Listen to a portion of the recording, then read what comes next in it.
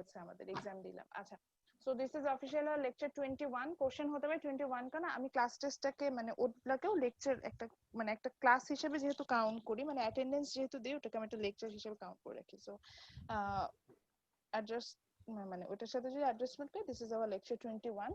So in today's class, we're going to start with the part which from macroeconomics, and ma'am আপনার earphone মনে হয় আবার সরে গেছে we know macro means মাইক্রোফোনটা হচ্ছে গিয়ে আপনার কি economics in a large scale. So আজকে থেকে আমরা যে টপিকগুলো নিয়ে আসলে স্টাডি করব, they will talk about the economics in large scale, এরকম একটা বিষয় আমাদের কাছে চলে আসবে।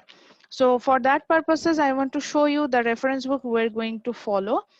Already I shared this reference book in your Google Classroom, that is the Macroeconomics by Parkin. This is the 10th edition of his book.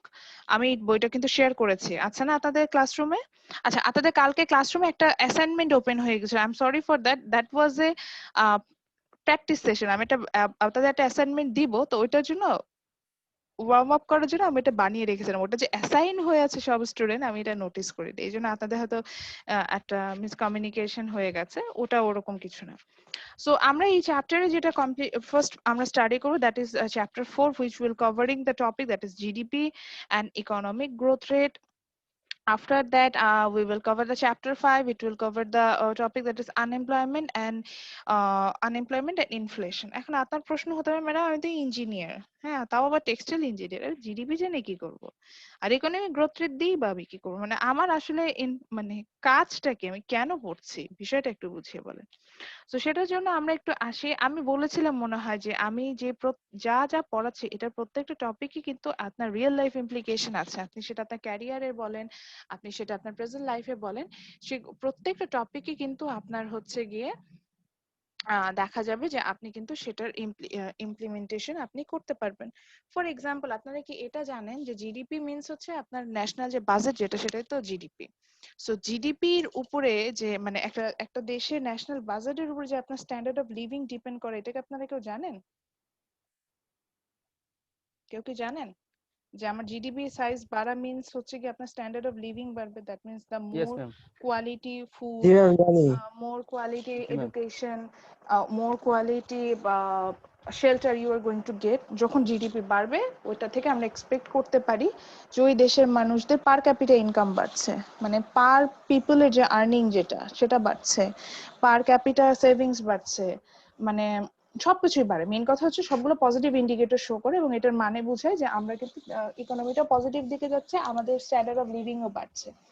তো এখন যদি আপনি এই জিডিপিটাই না বুঝেন, এই যে প্রতি বছর যে বাজেট দেয় এগুলোই যদি না বুঝেন, তাহলে আপনি আসলে যখন ক্যারিয়ারে যাবেন তখন আপনি কিভাবে কাজ করবেন? কাজ করা বলতে বোঝাচ্ছে একটা ডিসিশন মেকিং গুলো কিভাবে নেবেন। আপনি তো নিজেই জানেন না যে আমার দেশের অর্থনীতিটা এখন কোন অবস্থানে আছে।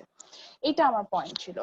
সেকেন্ড পয়েন্ট যেটা বলতে চাচ্ছি সেটা হচ্ছে গিয়ে ইকোনমিক গ্রোথ রেট। এই যে গ্রোথ রেটের কথা বলছি, গ্রোথ রেটের উপর কিন্তু অনেক কিছু ডিপেন্ড করে। যেমন লাইক আমাদের দেশে এখন গ্রোথ রেট হচ্ছে, বলছে গভর্নমেন্ট ক্লেম করছে it's more than 7%, which means আমার যদি এই বছর 100 টাকার অ্যাসেট থেকে নেক্সট ইয়ার এই গ্রোথ রেট ওয়াইজ যদি আমি কাজ করি, মানে কাজ করি বলতে বুঝি আমি যদি আমার মতো করে কাজ করি, ইকোনমিক গ্রোথ রেট 7%, মানে আমার অ্যাসেটও কিন্তু 1 টাকার সাথে মানে 100 টাকার সাথে 7%, হুইচ মিন 160 টাকা হয়ে যাবে।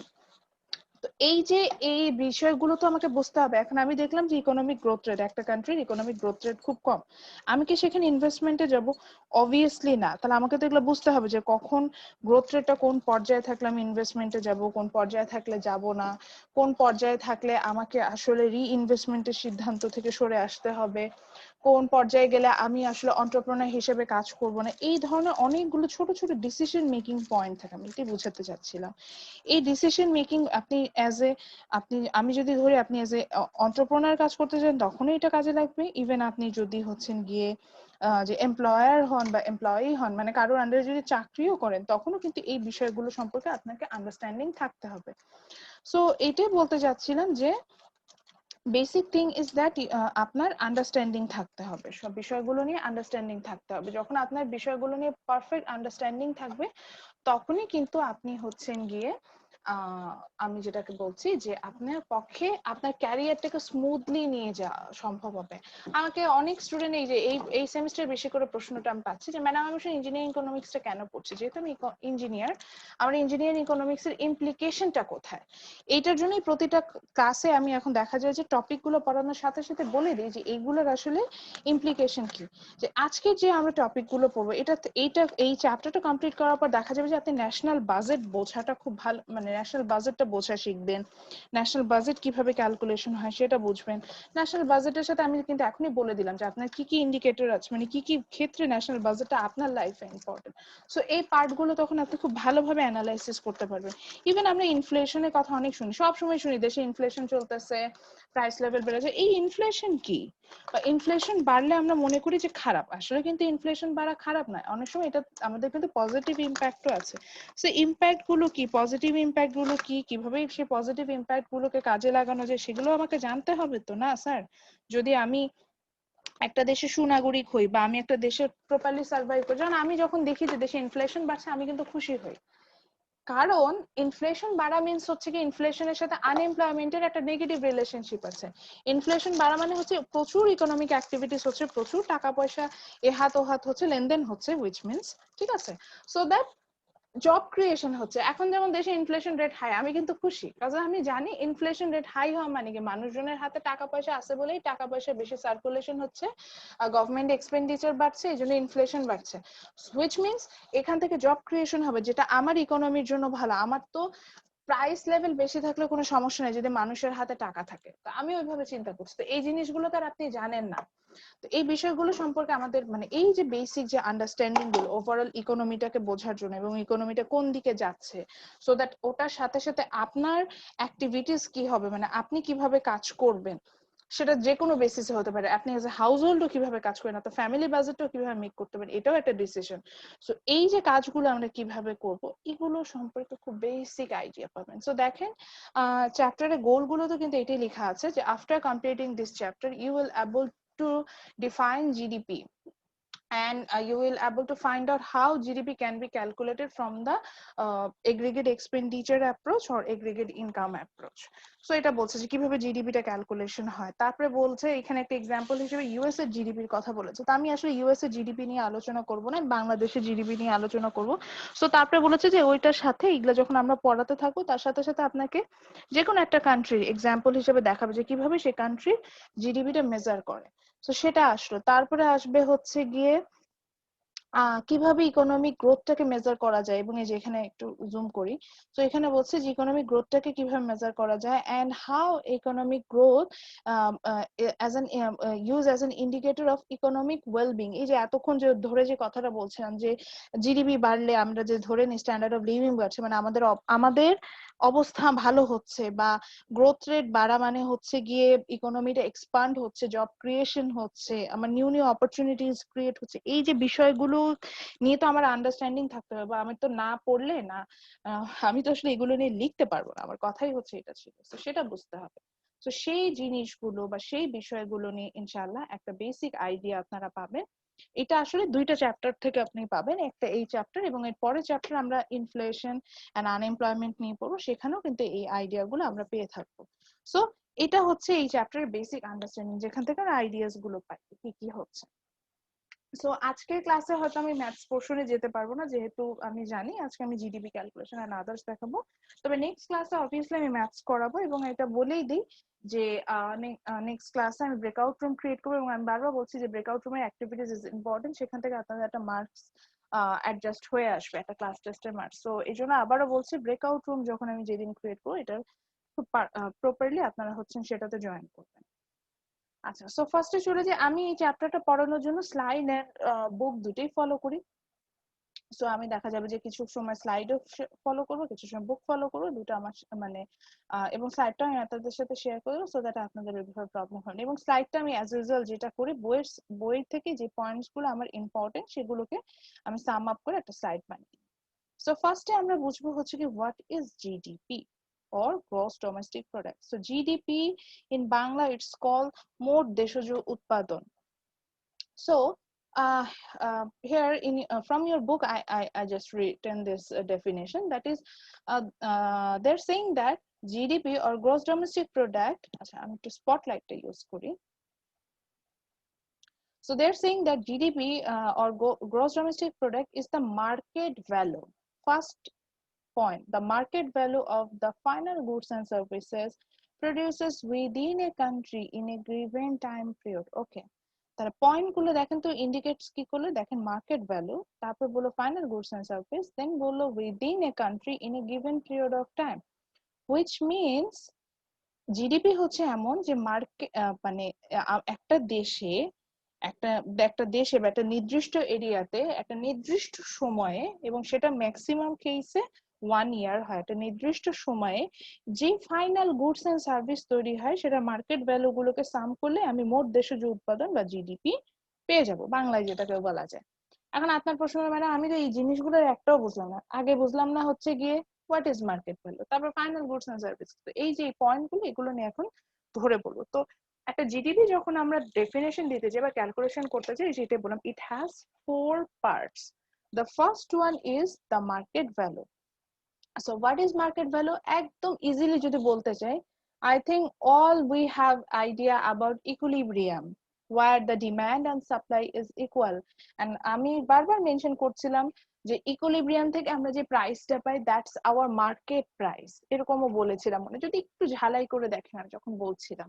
So equilibrium price is the market price. Okay, so এই যে মার্কেট প্রাইসটাকে বলছি ইকুইলিব্রিয়াম, মানে যেখানে ডিমান্ড সাপ্লাই ইকুয়াল হচ্ছে দ্যাট ইজ ইকুইলিব্রিয়াম, ইকুইলিব্রিয়াম থেকে যে প্রাইসটা পাচ্ছি আবার বলছি ওটা মার্কেট প্রাইস। তো এই যে ইকুইলিব্রিয়াম থেকে আমরা যে প্রাইসটা পাচ্ছি এইটাকে আমরা অনেকেই আর একটা নাম হিসেবে আমরা বলে থাকি মার্কেট ভ্যালু, বুঝতে পারছি? আচ্ছা, এবার আসি তাহলে ফাইনাল গুডস এন্ড সার্ভিস। আচ্ছা, মনে রাখবেন যে এটা আপনারা মনে হয় আরো ভালো জানেন আমার থেকে, একটা প্রোডাক্টের 3টা পার্ট স্টেজ থাকে না, যে র ম্যাটেরিয়ালস একটা স্টেজ থাকে যেটাকে আমরা প্রাইমারি স্টেজ বলি, তারপরে হচ্ছে গিয়ে ইন্টারমিডিয়েট একটা প্রোডাক্ট থাকে, তাই না? তারপরে হচ্ছে গিয়ে ওগুলোকে সবগুলোকে মিলে ফাইনাল গুডস পাওয়া যায়, এরকম কি পড়েছেন? পড়ি নাই ম্যাম, বাট আইডিয়া আছে আর কি ম্যাম। আচ্ছা ঠিক আছে, যদি না পড়ে থাকেন তাহলে ইয়াটা তো যদি না জানেন তাহলে তো সমস্যা নেই। কি হয়েছে বাবা? আচ্ছা, সো যেটা বলছিলাম সেটা হচ্ছে গিয়ে যে ফাইনাল মানে আমরা যে প্রোডাক্ট গুলো ইউজ করে থাকি এই প্রোডাক্টে 3টে স্টেজ থাকে। দ্য ফার্স্ট স্টেজ ইজ, আমি যেটাকে বলছিলাম যে প্রাইমারি স্টেজ, হ্যাঁ প্রাইমারি প্রোডাক্ট যেটাকে আমরা বলছি, এটাকে আমরা বলে প্রাইমারি স্টেজ বলতে বোঝাই হচ্ছে গিয়ে র ম্যাটেরিয়ালস। হ্যাঁ, যেখান থেকে আমার প্রোডাক্টটা তৈরি হচ্ছে, যেমন ধরেন সাপোজ সবার সামনে এখন তো অ্যাটলিস্ট ল্যাপটপ আছে বা ডেস্কটপ আছে বা সেলফোন আছে, তো এই সেলফোনটাকে মেক করার জন্য আমার কিছু প্রাইমারি ইনগ্রেডিয়েন্টস দরকার হয়েছে না, যে যেখানে হচ্ছে গিয়ে আপনার ইনগ্রেডিয়েন্টস দরকার হয়েছে এবং যেখানে হচ্ছে গিয়ে আপনার ওই ইনগ্রেডিয়েন্টস গুলো ভ্যালু ছিল। ধরেন আমার সামনে আমার ল্যাপটপ আছে, তো ল্যাপটপটা মেক করার জন্য আমার মনিটর, মানে আমার ফার্স্টে কি লাগবে, ধরেন প্লাস্টিক, এটা যেহেতু প্লাস্টিক বডি বা অ্যালুমিনিয়াম বডি, সো অ্যালুমিনিয়াম লেগেছে, that's an raw materials. Then plastic লেগেছে, দেন হচ্ছে গিয়ে ওয়্যার লেগেছে, কপার ওয়্যার লেগেছে, যেখানে যে চিপ গুলো তারটা মেক করার জন্য, তারপরে হচ্ছে কি চিপ গুলো মেক করার জন্য আমার হয়তো সিলিকন লেগেছে। দোজ আর দ্য র ম্যাটেরিয়ালস। হ্যাঁ, ওগুলো ছাড়া আমার পক্ষে এই ল্যাপটপটা মেক করা পসিবল হতো না। আচ্ছা, র ম্যাটেরিয়ালস এর পরে কি আসলো? র ম্যাটেরিয়ালস এর পরে দেখেন এই র ম্যাটেরিয়ালস গুলো নিয়ে আমি পুরো ফিনিশ প্রোডাক্ট হিসেবে আমার ল্যাপটপ পেয়েছি? অবভিয়াসলি না। আমি প্রথমে যেটা আমার হয়েছে যে ধরেন আমরা হচ্ছে গিয়ে পার্ট বাই পার্ট প্রোডাক্ট তৈরি করেছি, যেমন ল্যাপটপটা তৈরি করার জন্য ধরেন মাউস তৈরি হয়েছে, মনিটর তৈরি হয়েছে, কিবোর্ডস গুলো তৈরি হয়েছে। তো এগুলো যখন তৈরি হয়েছে তখন হচ্ছে গিয়ে কিবোর্ডস, আচ্ছা কিবোর্ড যখন তৈরি হয়েছে তখন যেটা হচ্ছে যে দেখেন কিবোর্ডস কিন্তু আলাদা তৈরি হয়েছে, বা আপনার হচ্ছে গিয়ে মনিটরটা আলাদা তৈরি হয়েছে। এখন দেখেন মনিটরের কিন্তু আলাদা একটা ভ্যালু আছে, ধরেন মনিটরের ভ্যালু হচ্ছে গিয়ে আপনার সাপোজ ধরে নিয়েছি 5000 টাকা, বা কিবোর্ডস এর ভ্যালু ধরে নিলাম সাপোজ 1000 টাকা, বা মাউসটার ভ্যালু হচ্ছে 2000 টাকা। কিন্তু দেখেন তো এই কিবোর্ড বা মাউস ইটসেলফ কি ফিনিশ প্রোডাক্ট, মানে যেটা থেকে আপনি ফাইনালি মানে ল্যাপটপটা থেকে যে আপনি যে পরিমাণ ইউটিলিটি পাচ্ছেন সেটা কি পাচ্ছেন? তা কিন্তু না। দেখেন এই কিবোর্ড বলেন বা মাউস বলেন এগুলো কিন্তু ফিনিশ প্রোডাক্ট না। সো আমরা একটা প্রোডাক্ট পাওয়ার জন্য মানে একটা ফিনিশ প্রোডাক্ট যেটা থেকে আমরা ফুল হচ্ছে গিয়ে ইউটিলিটিটা পেয়ে থাকি, মানে পুরো যে উপযোগ যেটা সেটাকে আমরা পেয়ে থাকি। সো সেইটার মধ্যে হচ্ছে গিয়ে সেটার মধ্যে আমাদের যেটা হয় যে আপনার আমি যেটাকে বলতে যাচ্ছিলাম যে সেটার মধ্যে যেটা থাকে তার মধ্যে আমরা এগুলোকে বলে থাকি ইন্টারমিডিয়েট প্রোডাক্ট।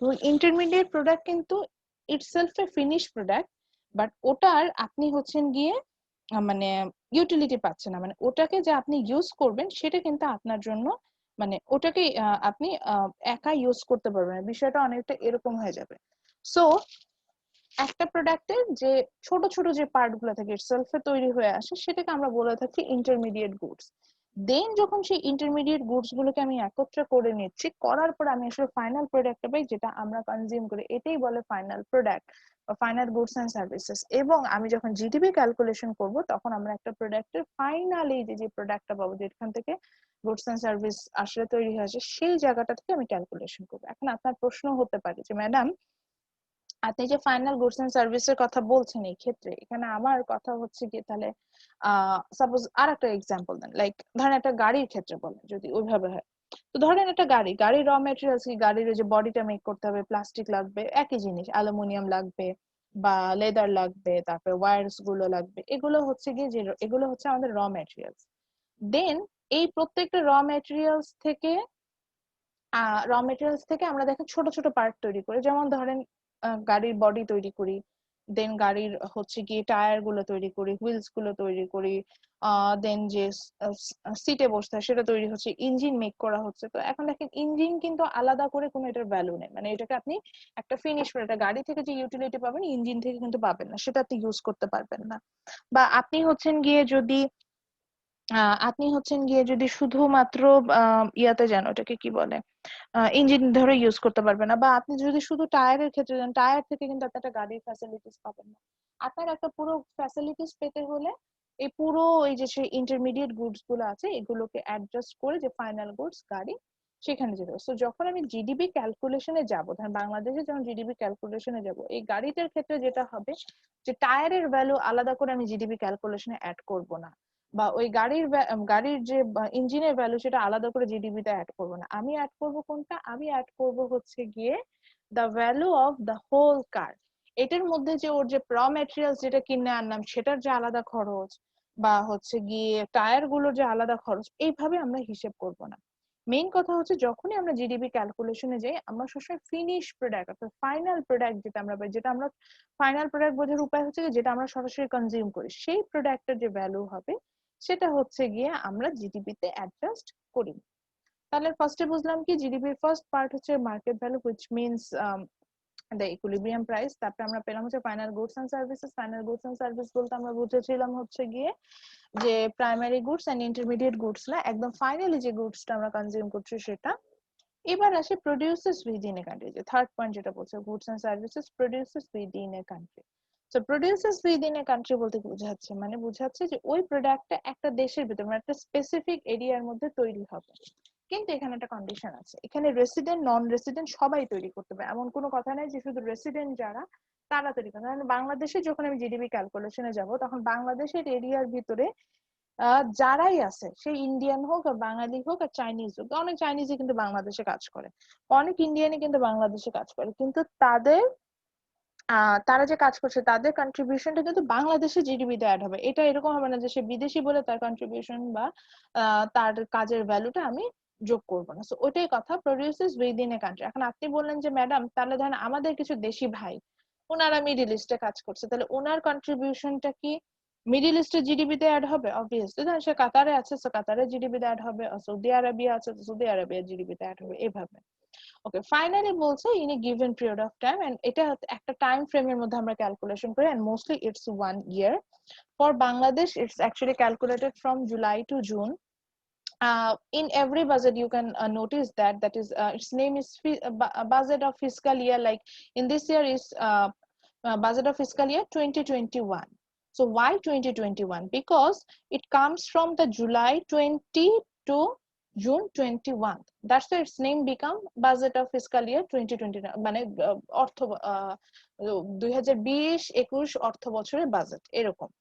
এখন আপনার কথা হচ্ছে ম্যাডাম বাংলাদেশে 2020 মানে বাংলাদেশে জুন টু জুলাই ফলো করছে, বাকি সব দেশে কিরকম না। Actually, we are British colonies, so we follow their rules. So British colonies, they follow June to July fiscal year, but এটা vary করে। এখন এটা আমি বাকি কান্ট্রি গুলো সম্পর্কে আমি এটা নিয়ে কখনো স্টাডি করিনি, যে আমার আইডিয়া নাই। তবে এটা যে এরকম কোনো ফিক্স না যে জুলাই টু জুনই নিতে হবে এরকম কোনো বিষয় নাই, জানুয়ারি টু ডিসেম্বরও নেওয়া যায় বা ফেব্রুয়ারি টু আপনার হচ্ছে কি জানুয়ারিও নেওয়া যায়, এটা আমি আমার জানা নেই কোন অন্য কোনো দেশে অন্য রুলস ফলো করছে। আমি শুধু জাস্ট আমাদের সাবকন্টিনেন্টে সবগুলো দেশই এই টাইমটাই ফলো করে। ইন্ডিয়া তো এরকমই জুলাই মাসে বাজেট হয়, বাজেট পেশ হয়, সেখান থেকে ফলো করে। তো এই জন্য আমি বললাম যে এই সাবকন্টিনেন্টে এটা ফলো করছে, এবং এটা রিজনটা হচ্ছে কি আমরা যেহেতু ব্রিটিশ কলোনি ছিলাম সেটা। আমি কি ক্লিয়ার করতে পারছি?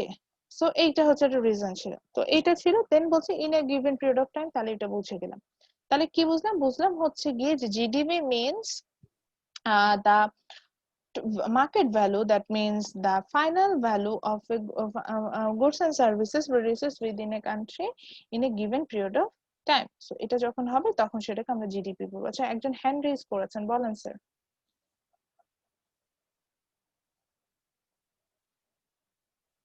আচ্ছা উনি যে তার কিছু বলছে না, সো প্রবলেম। এখন আসি এই প্রত্যেকটা কম্পোনেন্টকে আমরা আসলে আলাদা করে ব্যাখ্যা করতে। আমি এত কথাগুলো কেন বললাম, এমনি এমনি বলি নাই।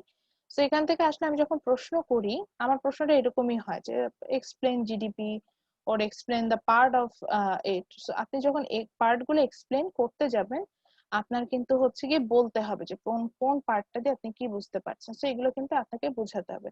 তো এই যে এখানে যেমন দেখেন বইয়ে কিন্তু প্রত্যেকটা পার্ট নিয়ে বলা আছে যে মার্কেট ভ্যালুটা আসলে কি, বা ফাইনাল গুডস এন্ড সার্ভিসেস কি, or what is produces within a country, and what do they mean by in a given time period.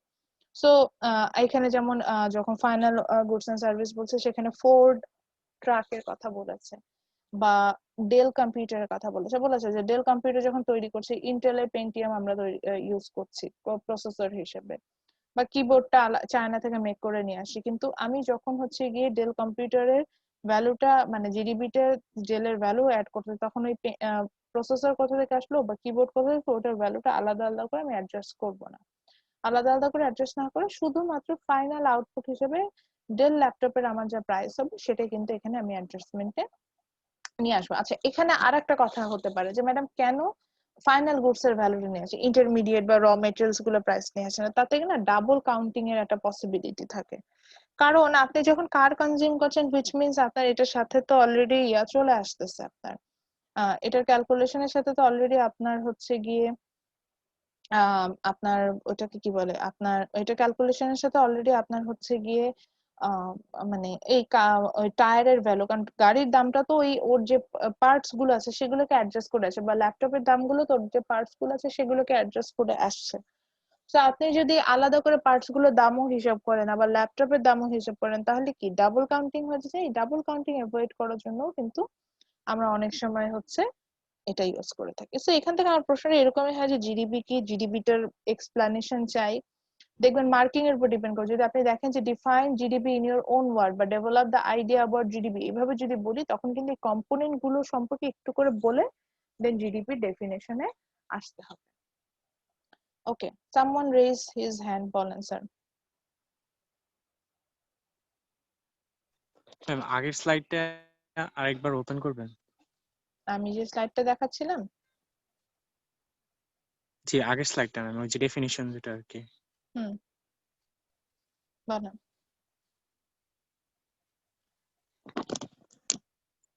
Okay ma'am, ওই যে আমি একটা স্ক্রিনশট নিয়েছিলাম এটার জন্য। ও আচ্ছা ঠিক আছে। সো এখানে যেটা হচ্ছে তাহলে আমাদের কাছে জিডিপি ক্লিয়ার, এবং আমরা আসলে এখান থেকে কোশ্চেন কি কি করি সেটাও আই থিংক ক্লিয়ার হয়ে গেছে সবার কাছে। সো এবার চলে যে how we are going to calculate the GDP. So there are two approaches for this. আমরা যখন এই জিডিপি ক্যালকুলেশনে যাব আমরা দুটো অ্যাপ্রোচ ইউজ করব। একটা হচ্ছে একটাকে আমরা বলি হচ্ছে গিয়ে, আমি একটু বইয়ে যাচ্ছি, একটাকে আমরা বলছি হচ্ছে গিয়ে expenditure approach, and the another one is আচ্ছা, আমরা দুটো অ্যাপ্রোচ পাবো, one is expenditure approach, another one is income approach. So আমরা এই দুটো অ্যাপ্রোচ থেকে সাধারণত জিডিপিটা ক্যালকুলেশন করে থাকি। সো চলে যাই যে হোয়াট আর দে, বা কেন আমরা জিডিপিটা ক্যালকুলেশন করার জন্য এক্সপেন্ডিচার অ্যাপ্রোচ বা ইনকাম অ্যাপ্রোচে যাচ্ছি। তো এটার জন্য একটু বলে নিই, আমরা এই ক্ষেত্রে আসলে ইনকাম অ্যাপ্রোচটাকে এই সার্কুলার ফ্লো ডায়াগ্রামটা দিয়ে দেখাবো। যে সার্কুলার ফ্লো ডায়াগ্রাম আমরা প্রথম ক্লাস থেকে শিখেছি, সেই সার্কুলার ফ্লো ডায়াগ্রাম দিয়ে ব্যাখ্যা করব। ঠিক একইভাবে আমরা যখন ইনকাম অ্যাপ্রোচে যাবে, একই সার্কুলার ফ্লো ডায়াগ্রাম দিয়ে হিসেব করা যাবে। এবং এই ক্ষেত্রে যেটা হয় যে সার্কুলার ফ্লো ডায়াগ্রাম দিয়ে করলে আপনারা যখন ফ্লোটা দেখতে পাবেন তখন আপনাদের জন্য সুবিধা হবে। তো চলে যাই, ধরেন আমরা চিন্তা করলাম যে আমরা হচ্ছে গিয়ে সবাই আহ আমি ধরে নিয়েছি আমার ক্লাসটা যেটা সেটাই হচ্ছে গিয়ে আমাদের এটাকে বলা যায় যে এটাই একটা ধরেন ইকোনমি, এবং এটাতেই আমি হচ্ছে কি জিডিপি ক্যালকুলেশন করতে যাচ্ছি, এরকম একটা বিষয় আসছে আমাদের জন্য। সো আমি এটার জন্য যেটা হিসেব করলাম সেটা হচ্ছে যে আমরা ধরে নিলাম যে আমাদের ক্লাসে যে স্টুডেন্ট ছিল 33, সে কয়জন স্টুডেন্ট আছে এবং সে এদের জিডিপি কতটুকু, আমি সেই ক্যালকুলেশনে যাব। সো এটার জন্য ধরেন আমি হিসেব করলাম যে এটার জন্য আমি হচ্ছে কি হিসেব করলাম যে আমার ক্লাসে 16 স্টুডেন্ট, সরি 34 স্টুডেন্টস আছে, সেখান থেকে আমি জিডিপি ক্যালকুলেশন, তাহলে কি হবে ওই যে একই কথা, ফাইনাল আউটপুট ওইভাবে জিডিপি আসার কথা ছিল। তো সামহাউ আমি যেটা করলাম যে আমি ধরেন ইন্ডিভিজুয়ালি যাচ্ছি। এখন যদি এমন হয় যে আমি যেহেতু এই ক্লাসটার অথরিটি, মানে আমি এই ক্লাসটা যেহেতু মানে ধরেন আমি আপনাদের টিচার, তো আমার তো নিশ্চয়ই একটা আইডিয়া আছে না যে আপনি কিভাবে আপনার ইনকাম কেমন হতে পারে, বা কিভাবে হচ্ছে গিয়ে আপনি আপনার আর্নিংস গুলো আসতে পারে, সোর্স গুলো কি হতে পারে, সেগুলো নিয়ে কিন্তু আমার আইডিয়া থাকার কথা। সো আমি যেটা করলাম যে আমি ধরেন কাকে জিজ্ঞাসা করব, ধরেন কামিলুদ্দিন, ওনাকে জিজ্ঞাসা করলাম যে আমি জানি যে আমি এই ক্লাসরুমে ধরেন মানি ফ্লো যেটা আছে, মানি ফ্লোর পরিমাণটা হচ্ছে গিয়ে সাপোজ ধরেন আমার ধারণা আছে, যেহেতু আমি বাংলাদেশ ব্যাংক এবং আমার হাত থেকে সবকিছু হচ্ছে, সো আমি জানি আমি এই ক্লাসটা যখন আমি করেছি আমার কত মানি ফ্লো হচ্ছে এখানে আমার চলে আসছে। তো সেখান থেকে আমি দেখলাম যে কোনটা, হ্যাঁ এটা আটকানো উপর দিয়ে, তুমি কি বারান্দায় যাবা, উপর দিয়ে খুলে যাও। ওকে, সো যেটা বলছিলাম যে আমি যেহেতু এখানে অথরিটি, আমি কিন্তু জানি যে আমার ক্লাসে ধরেন এই ক্লাসটার মধ্যে আমি যেমন স্টুডেন্ট কোয়ালিটিও জানি, তেমনি হচ্ছে কি আমার কিন্তু ধরেন আমি যেহেতু অথরিটি এবং গভর্নমেন্ট যেহেতু সবসময় টাকা ইস্যু করে, আমি সেখান থেকে বলতে চাচ্ছি যেহেতু গভর্নমেন্ট সবসময় টাকা ইস্যু করে, গভর্নমেন্ট কিন্তু জানে যে এই ইকোনমিতে কতটুকু টাকা আছে বা কিভাবে আহ কতটুকু টাকা আছে, বা হচ্ছে গিয়ে এইটা কিভাবে কাজ করবে। অনেক সুন্দর, না নেড়ে দাও। তো এই জন্য করতে পারবো। তো আমি জানি যে আমি অ্যাজ এ অথরিটি আমি জানি আমার ক্লাসে কত, মানে সবার হাতে কতটুকু লিকুইড অ্যাসেট আছে। তা আমি কি করলাম, সবার হাতে তো এই লিকুইড অ্যাসেটটা আছে, আইদার আপনি সেটা টাকার বালিশ বানায় রেখে দিচ্ছেন, অথবা সেটা দিয়ে খাওয়া দাওয়া করছেন, বা সেটা দিয়ে শেল্টার নিচ্ছেন, বা সেটা দিয়ে এডুকেশন পারচেজ করছেন, কিন্তু এই টাকাটা কিন্তু ইউজ করছেন, মেইন কথা এটাই। তা আমি কি করলাম, আমি যদি ক্লাসের সবার অ্যাসেট যোগ করি তাহলে তো ওই সমপরিমাণ অ্যাসেট আমার চলে আসার কথা, মানে ওই যেই টাকাটার ফ্লোটা ছিল সেই পরিমাণ ফ্লো চলে আসার কথা। তা আমি কি করলাম, আমি ইন্ডিভিজুয়ালি আস্ক করা শুরু করলাম। তো ধরেন আমি হচ্ছে গিয়ে আপনার সাপোজ নুরুন নাহার, ওনাকে প্রশ্ন করলাম যে ম্যাডাম আপনার মান্থলি ইনকাম কত। এখন দেখা গেল যে ওনার monthly income say for example বেশ ভালো। এখন উনি চিন্তা করলো যে ম্যাডাম যেহেতু গভর্নমেন্ট, এখানে ওনাকে যদি আমি যদি ওনাকে অরিজিনাল ইনকামটা বলে ফেলি তাহলে কি হবে, আমার উপর বড় একটা ইনকাম ট্যাক্স অ্যাপ্লাই করে ফেলবে। সো উনি কি করলেন, উনি হচ্ছেন গিয়ে আমাকে অরিজিনাল ইনকামটা বললেন যে ম্যাডাম আমার তো খুবই খারাপ, কোনো মতে দিন চলে, একদম ম্যাডাম এর কাছ থেকে ওর কাছ থেকে ধার করে চলি। বা ধরেন প্রতীককে জিজ্ঞাসা করলাম ম্যাডাম স্যার আপনার ইনকাম কত মান্থলি, উনি বললো যে উনার মান্থলি ইনকাম ধরেন 2 লাখ টাকা। প্রতীক চিন্তা করে যদি 2 লাখ টাকা মান্থলি ইনকাম উনি বলে, তাহলে যেটা হবে যে ওই যে একই জিনিস, 2 লাখ টাকার উপর ইনকাম ট্যাক্স দিতে হবে, so সে কি আমাকে 2 লাখ টাকা মান্থলি ইনকাম বলবে, যেহেতু আমি গভর্নমেন্টের লোক। সে কিন্তু এটা বলবে না। তখন সে কি করবে, প্রতীক বলবে যে না ম্যাডাম আমার তো কোনো ইনকামই নাই, একদম চলতে পারতেছি না, খুব খারাপ অবস্থা।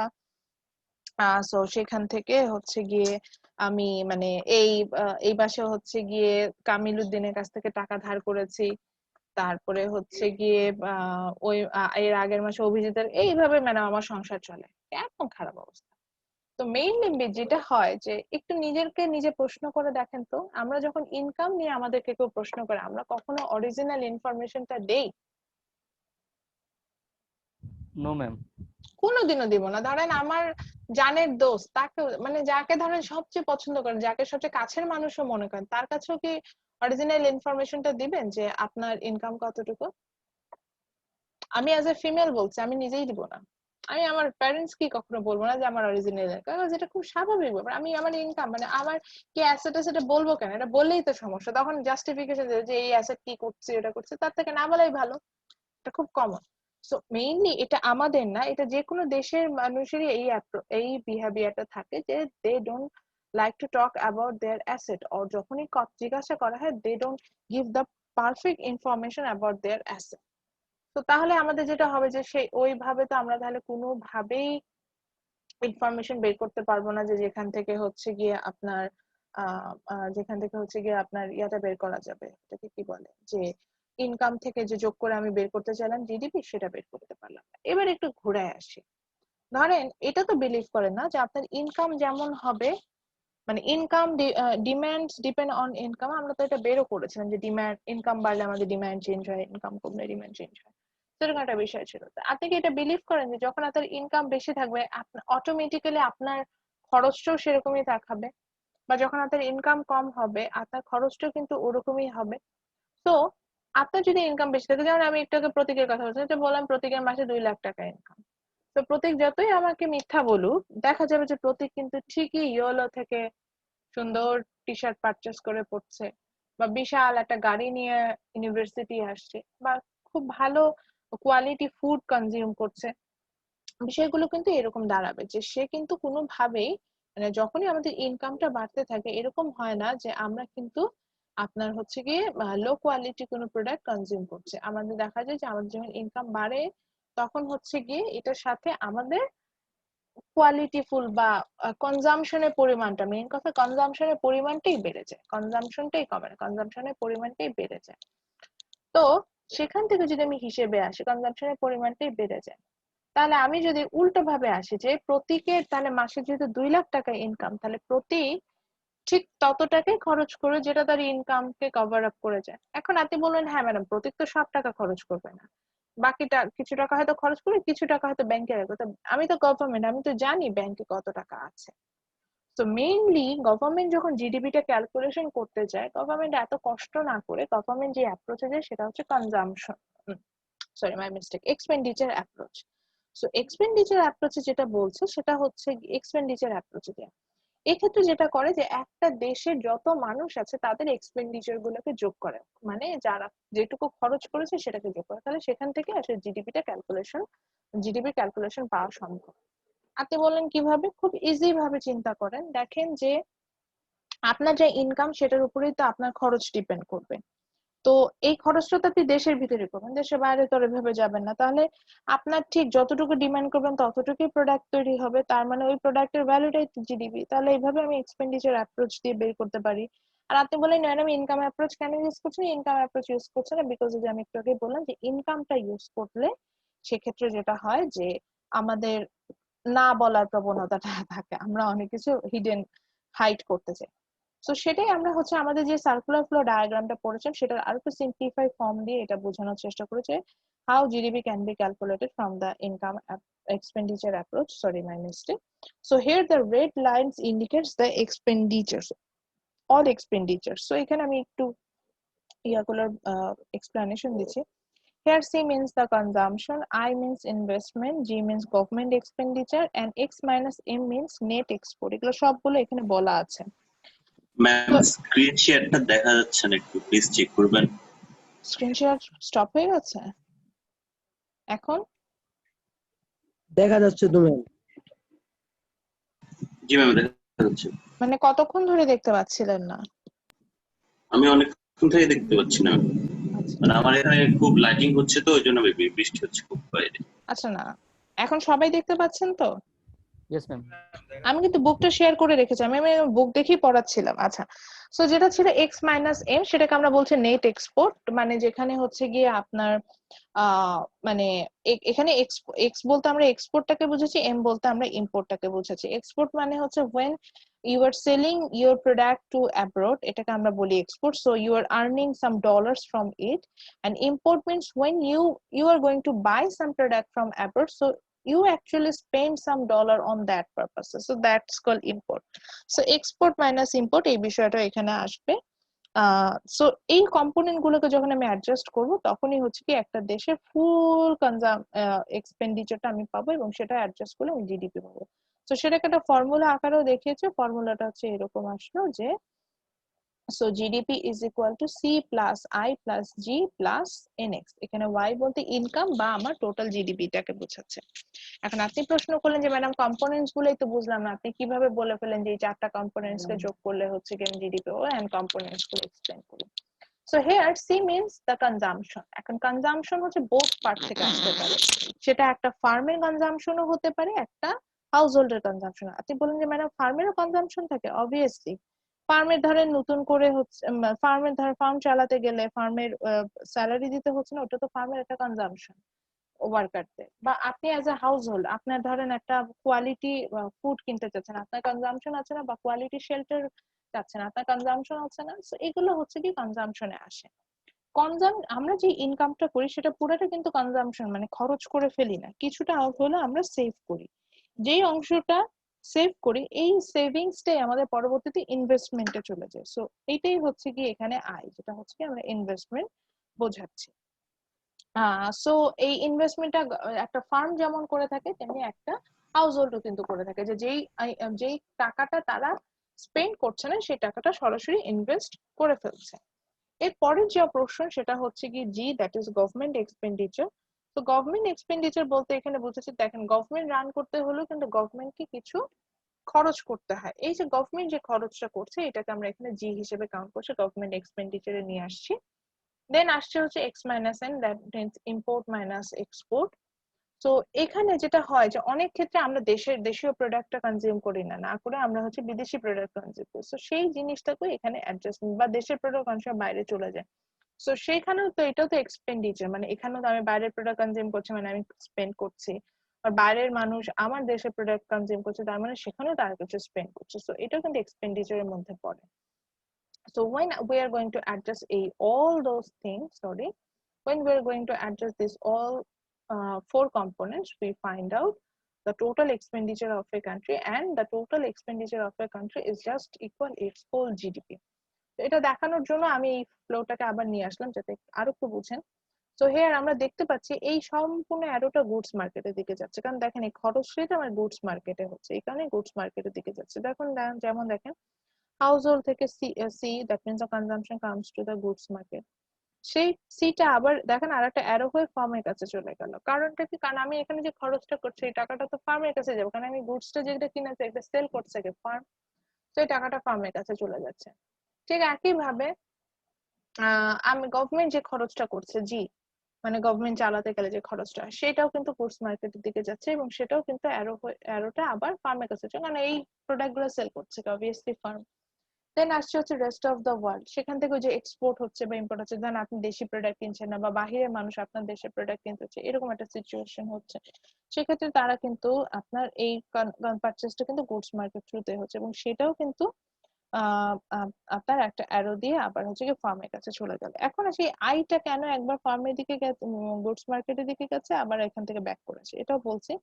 ওই যে বললাম যে সবকিছু তার খরচ করে না ফার্ম, বা সব হাউস হোল্ডও করে না, তো সেই টাকাটা সে কি করছে, আবার নতুন করে হচ্ছে গিয়ে ইনভেস্টমেন্ট করতে পারে, নতুন করে র ম্যাটেরিয়ালস কিনতে পারে, নতুন করে ইকুইপমেন্ট কিনতে পারে।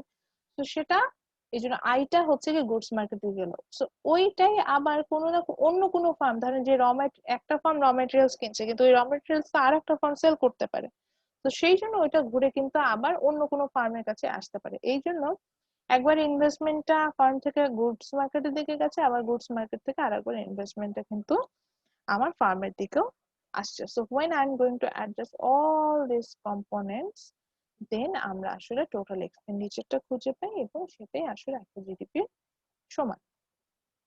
তো লেটস সি এখান থেকে আসলে আমি প্রশ্নটা কি করি। এখান থেকে আমি প্রশ্নটা করি হচ্ছে কি ব্যাপার, আমার বারটা আসছে না।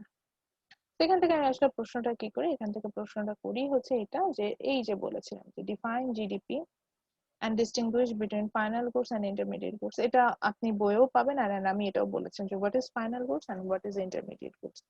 এক্ষেত্রে কোশ্চেনটা হয়তো ঘুরিয়ে আমি এভাবেও করতে পারি যে define GDP and explain its four parts বা explain its components, ওই যে চারটা কম্পোনেন্টস যেটা সেগুলো বলতে পারি। জিডিপি ডেফিনেশন চাইলে সাধারণত চারটা কম্পোনেন্টটাকে একটু একটু হলো একটা লাইনে হলো ব্যাখ্যা করে আসাটা